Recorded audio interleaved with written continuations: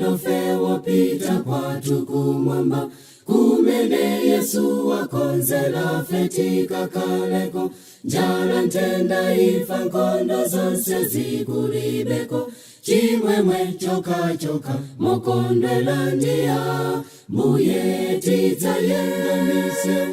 mise lokulidi, tizapata namoni, ndikukala munzinda wakongola wakolidi,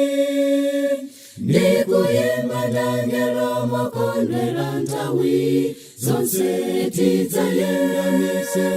mise lokulidi, tizapata namoni, ndikukala munzinda wakongola wakolidi,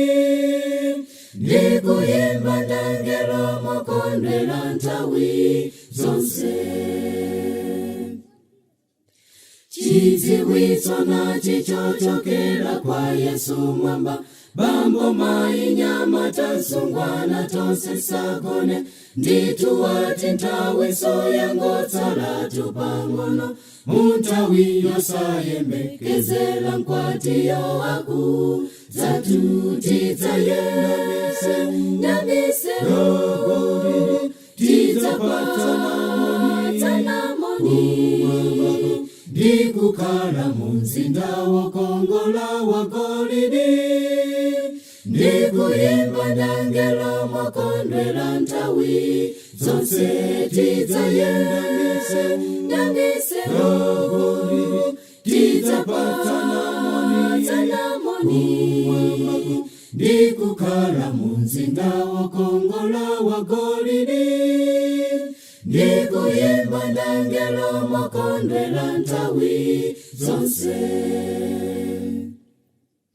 Satana sonaye akufuna hake ambili, kuwapata chilembo pampumi pena patanja, owalepeletsa kuzayenda mwamba ndimbuye, galamukanilelo owelenga kala, maso tizayenda